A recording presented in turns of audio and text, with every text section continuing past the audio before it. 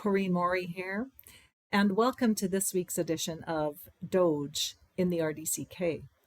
Local residents have decided to create our own Department of Government Efficiency when it comes to monitoring what is going on at the local government level. Over the month of March, there is going to be community meetings, engagement with the public, meetings at the RDCK to determine how much taxation they are going to impose on us this year.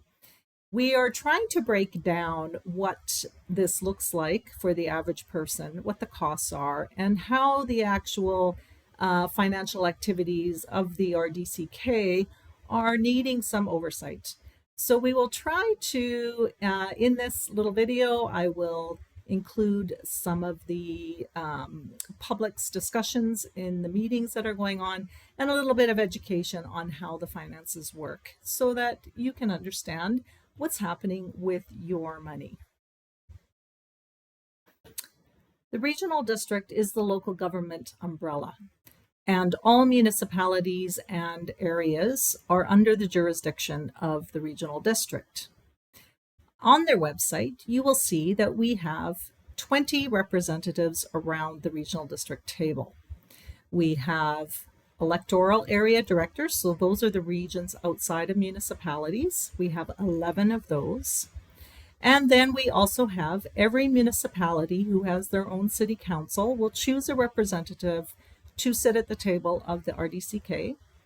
And that is where these members are located, these directors. You can, as you can see, there is email and phone numbers for all of them for you to be able to contact.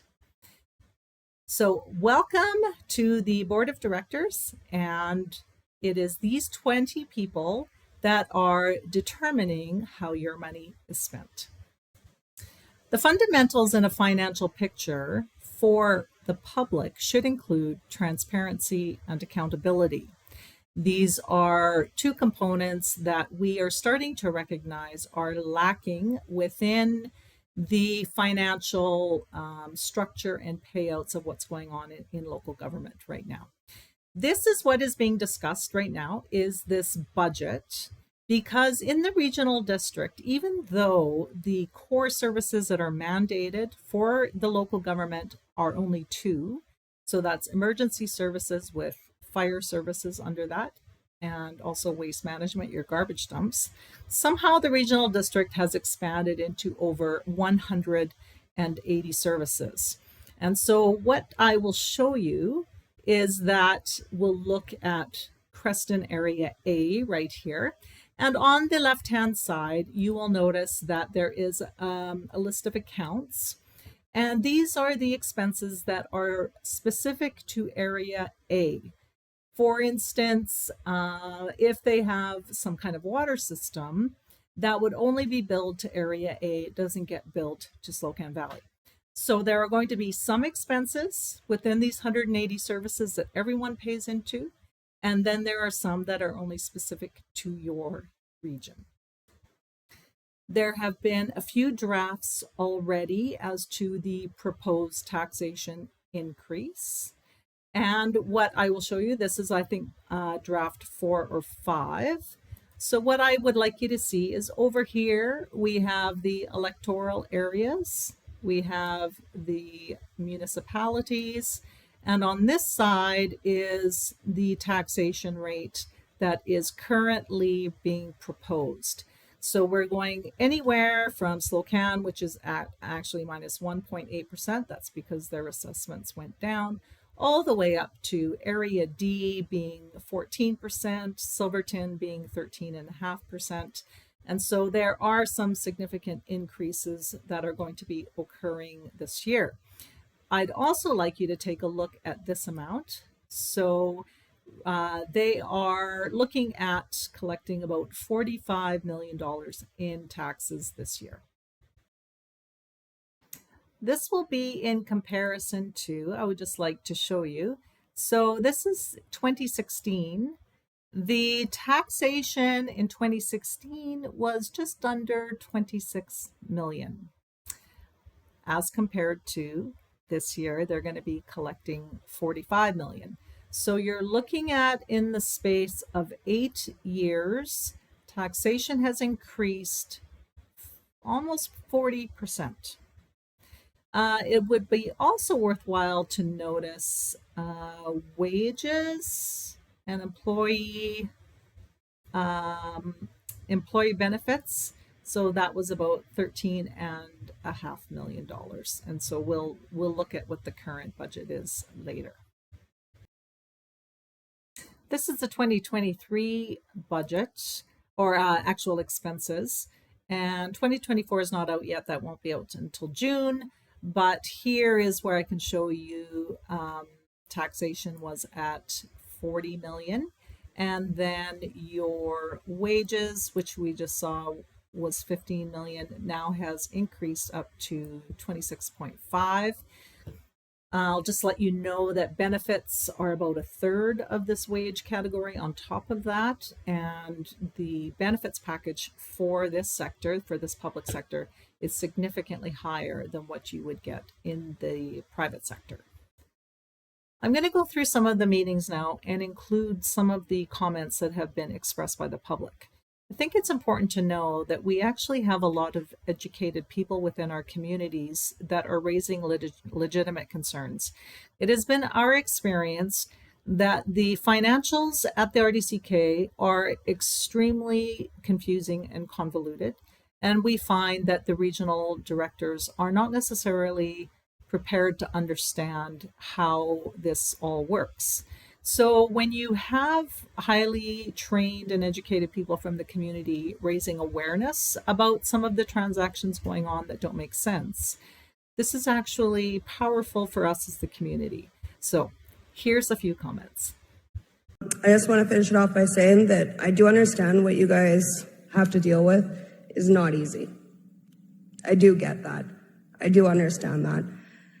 But we need you to also understand that there has been a substantial amount of loss of trust from people and the government, regulations, administrations, and industries that are there. And the only way to properly regain that trust is through full, honest, transparent communication. That is the only way to do it. Now, as I mentioned prior, my occupation is numbers, operational efficiencies, deficiencies, expenses. Again, without a full proper picture from your guys' administrative budget, it doesn't paint a very nice picture for you guys. And there is a lot of administrative expenses that you guys could look to be cutting. Again, without the full picture to it, all I can say is based on what I've seen, based on what my occupation is, you guys could cut a lot of non-necessity stuff.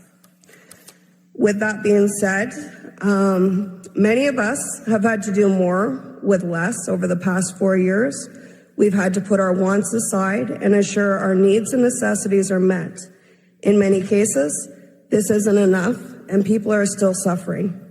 During a time of economic uncertainty, combined with the potential of a serious recession, I'm asking this administration to reconsider all proposed tax increases and honestly sit down and determine what is needed in our current budget and remove any extra wants from this plan.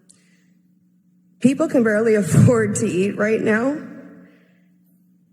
and your guys' proposed tax increases might be that last straw that puts somebody out on the street or forces them to sell. That is the sad reality that we're in today. And I would honestly hope that you guys really take this to heart when you sit down at your next budget meeting to see what more you can do. Thank you. There was quite a bit of discussion around this particular expense category. And I'm going to just explain it a bit so that when you hear the comments from the public, it makes a little bit of sense to you. So this one here is called general administration. This is one expense that everyone pays into. So requisitions are the taxation that is collected. And there's a couple things I want you to look at in this budget. So what they do is they kind of give a forecast for over 5 years.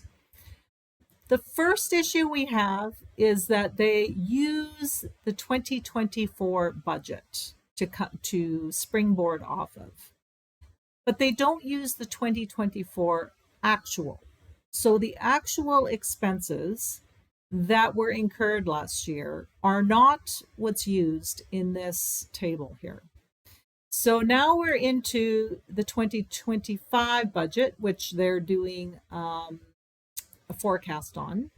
And I just wanted to clear that up there. So we can see here that there is an overall increase as well here.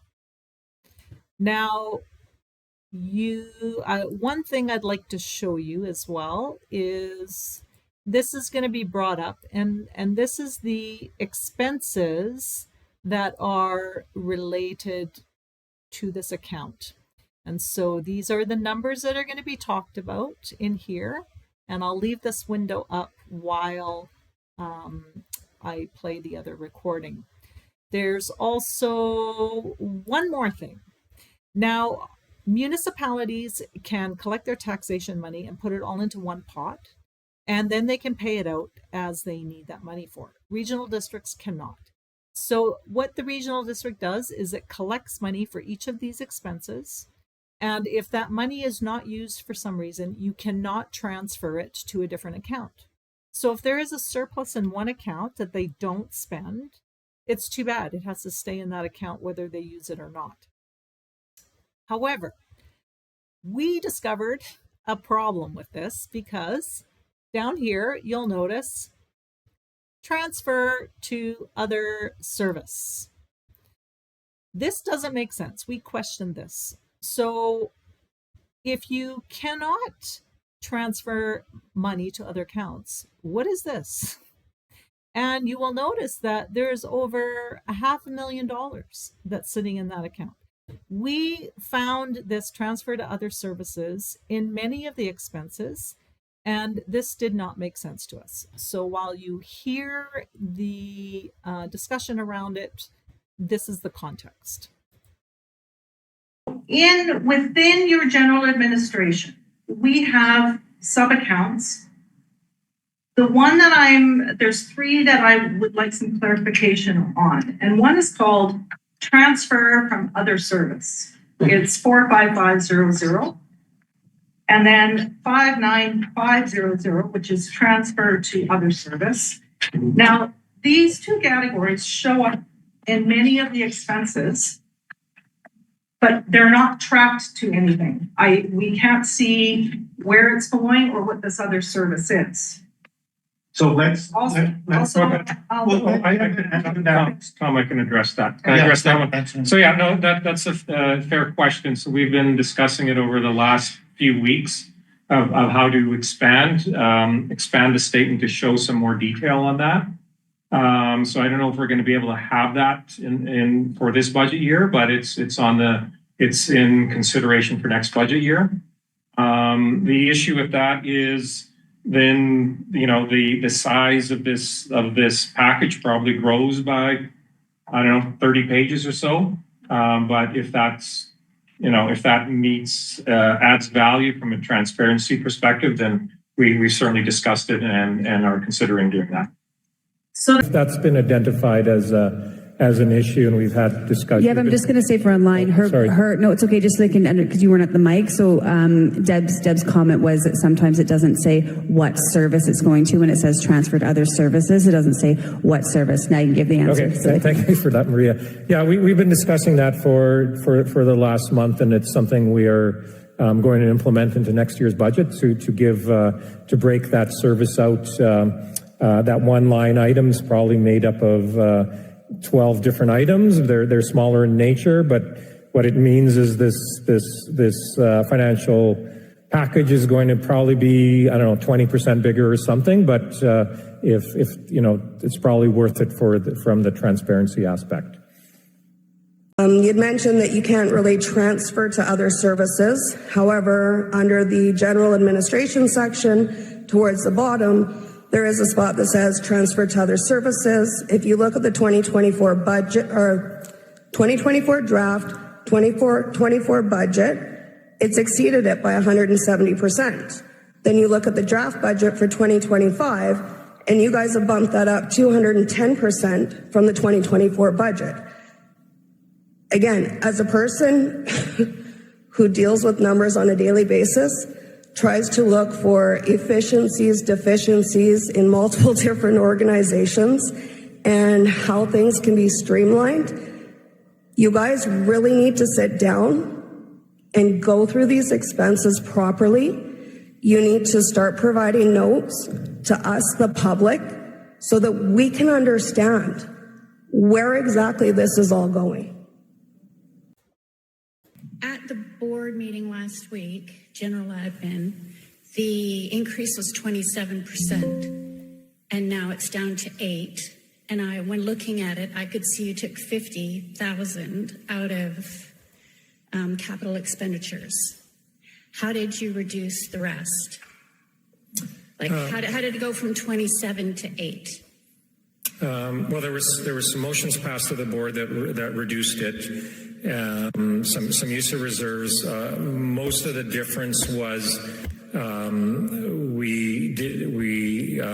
our finance group progressed further on their accounting for 2024, so we had a larger surplus identified for 2024, and that was brought forward into the budget for 2025. So there's a range of areas where that makes up that difference. Okay, so when I looked at it and I was trying to figure out how it went from 27 to 8, because that actually probably accounts, Director Davidoff, for the reduction in Area I that you referred to, because that is split up among all of the participants. But when I looked at it, the one thing I noticed that didn't change was any of the other expenses. So you've got travel, you've got conferences, you got education, training, all of those expenses there, none of them changed.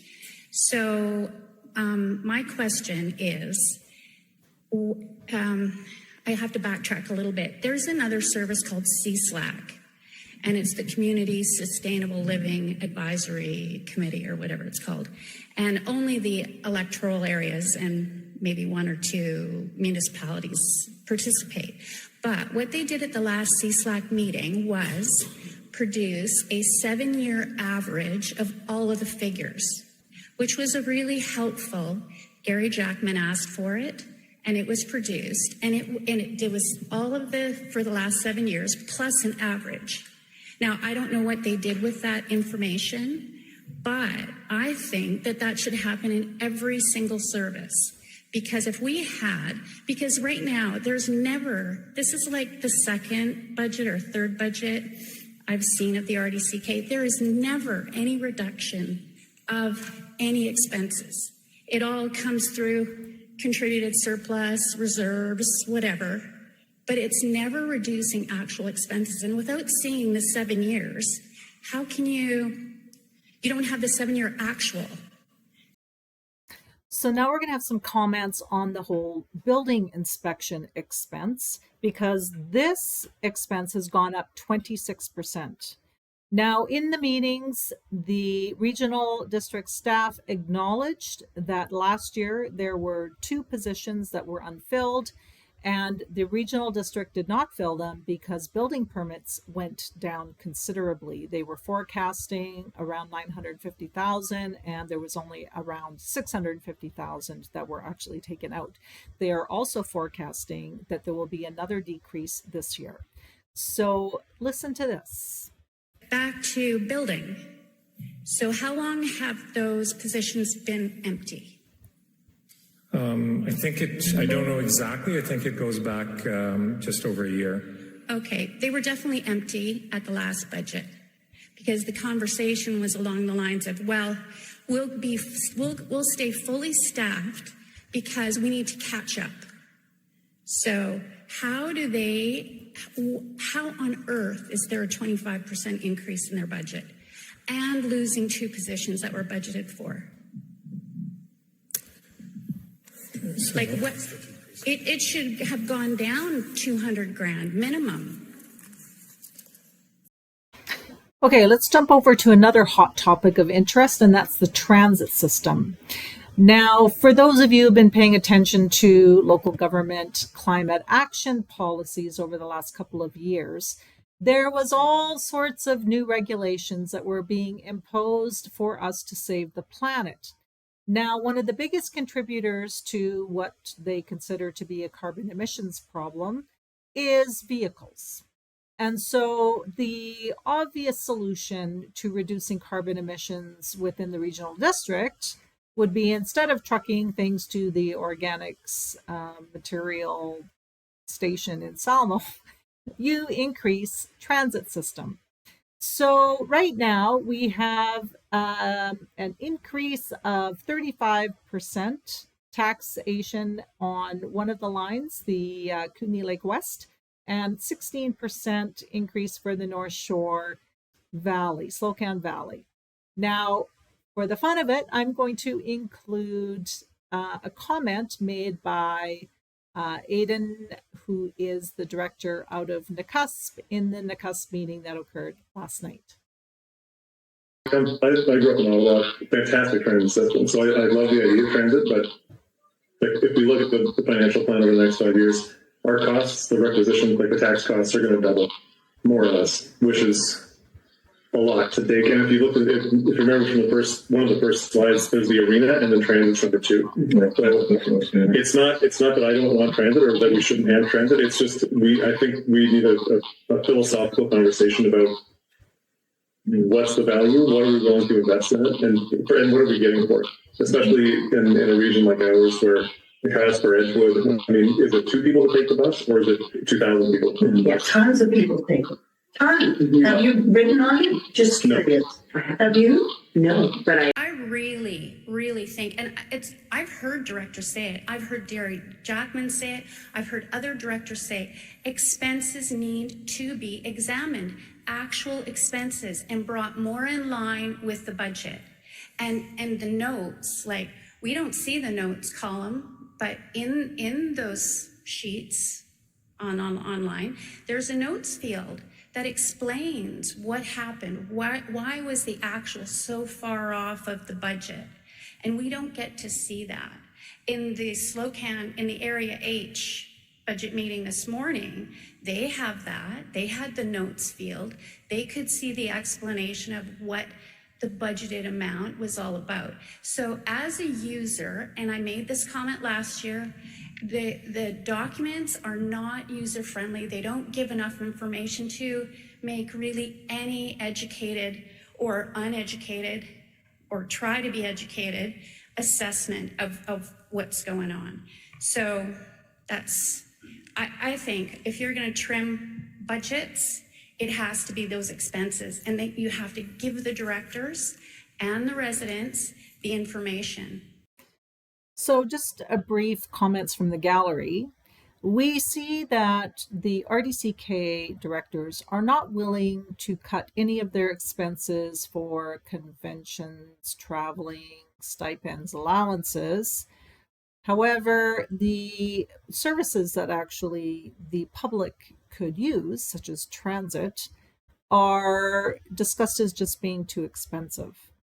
Now, there's 2 other categories that I'm going to bring up here, just because I want you to see how the regional district runs. If the regional district was a business that had to only spend what it had for income, it would have been bankrupt years ago. So 2 things I'm going to bring up. There are hundreds of these, but the 2 I'm going to focus on is recreation, which is a huge cost for taxation here. We are one of the only regional districts, I believe there might be one other, there's 27 in BC. We're one of the only ones that actually the recreation centers are run out of the regional district. We have 3 of them, Castlegar, Creston, and Nelson. And we are massively subsidizing these expenses. So I just want to show you, I'll use the Nelson example of how much money they're actually making versus what the expenses are.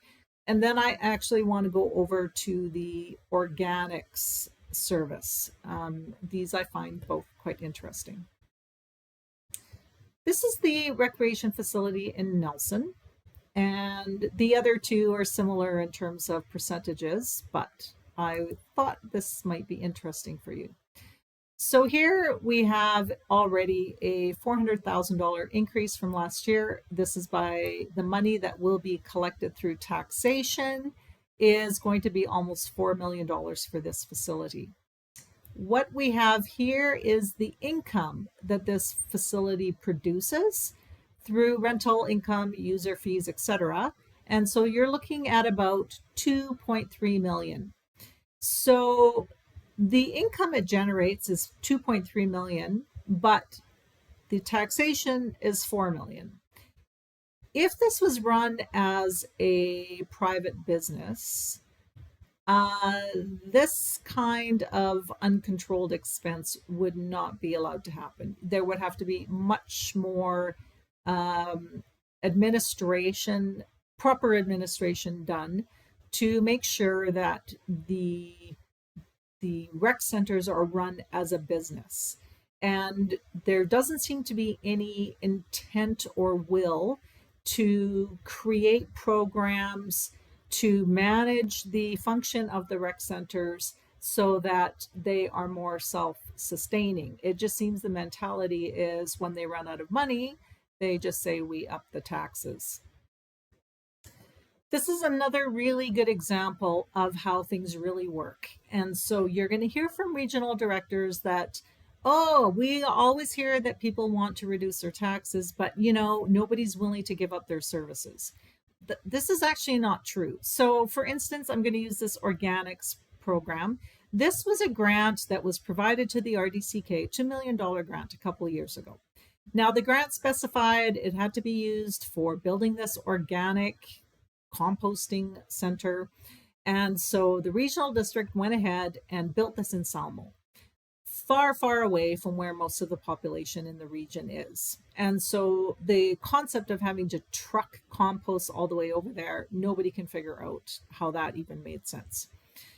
After the grant is done, then we are on the hook for the maintenance of this facility. And this is common through many of the services that are happening at the regional district. We're told, oh, we get these free grants, but the free grants run out, and then we're responsible for the maintenance and the operation. And sometimes many of these expenses are ridiculous, not anything that the public actually asked. It was just something the RDCK wanted to get free money over.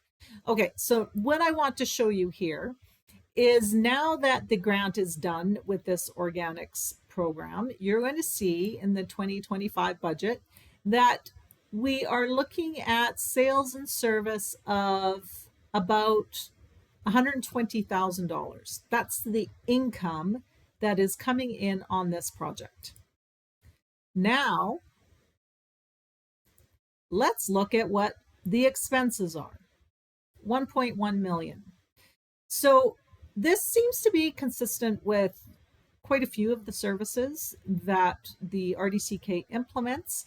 They are bringing in 10% of the money that it costs to run it, and then we're on the hook for continuing to keep these things going when there doesn't seem to be any benefit for us. So just some comments from the gallery. What we have is an organization that is run by elected officials, many of whom who do not come into this role with a strong background in financial transactions and understanding how the money flow goes and how things are recorded. And as a result, I am putting out an SOS. There are people within this community that have a strong background and knowledge about these things, and our access to resources and the taxation levels are being managed by those who are having challenges in understanding how it all works. We need to have people who are equipped and ready to take this on, because if we don't, we will slide further into annihilation from the amount of taxation that is being forced on us and there is no evidence that it is actually being managed and administrated well. So we have an RDCK board who are the elected officials. They have one employee, the chief administrative officer, Stuart Horn, who manages all the other employees. Stuart has been in this role approximately, I don't know, just under 15 years, 13, 15 years. And things have, as you can tell, become very out of control under his administration. So we are looking at another election in a year and a half. We need to change how things are being managed. And so please consider your role in this. There has been a unorganized, more self-organized creation of groups across the region who are trying to pay attention to what's going on. I'm with one called Kootenai Tribe, and if you would like to contact us, you can email us at kootenaitribe@proton.me. And we have also been recording all of the RDCK meetings, putting them up on a YouTube channel so that you have access to what's going on. So this is just our brief little overview. There's a lot of other nuances involved. However, we understand that there's only so much that we can give at one time. All right. Thank you. If you got through this, thank you for that. And we will continue to work on behalf of the residents of the Regional District. You can find our channel, the RDCK Observer, on YouTube. And on this channel, you will find all of the meetings that have occurred over the last couple of years with the RDCK. And they are broken up by area, so you are able to easily find your region and what the topic is.